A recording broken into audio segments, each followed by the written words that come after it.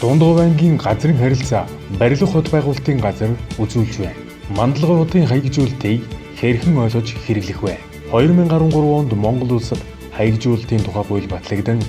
Засгийн газрын тус оны 280 дугаар тогтоолоор гудамж, зам талбай, үйл хөдлөх хөрөнгийг хаягжуулах журам батлагдсан.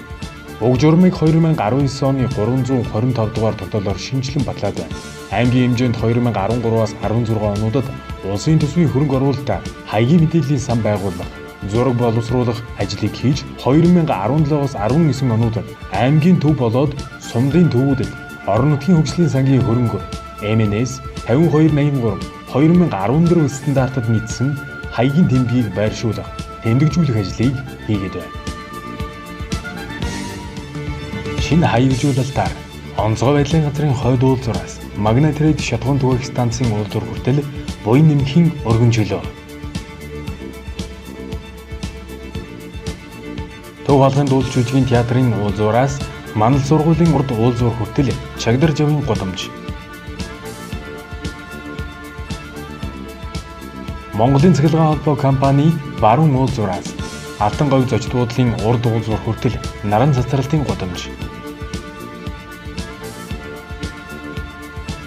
Буян түүрний уулзуураас Жастол шатгуун түгээх станцын уулзуур хүртэл баг тойроо гудамж.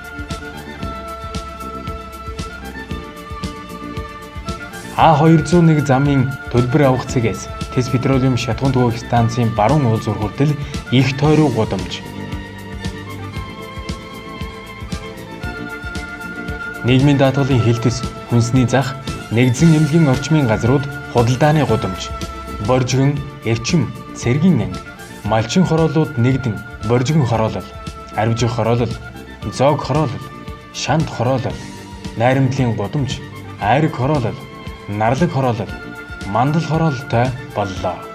Хэрв таны гэрийн хаяг шинэ хаягжуулалтаар 502 гэсэн байшингийн дугаартай бол дөш 5 дугаар гудамжны 502 доод, 607 гэсэн дугаартай бол тухайн хорооллын 6 дугаар гудамжны 607 гэж ойлгоно.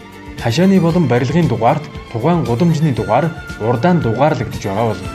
Энэ хаягжуулалтаа хэрэгжиж хэвшицгээ. Дундгов аймгийн газрын харилцаа барилга хот байгуулалтын газар.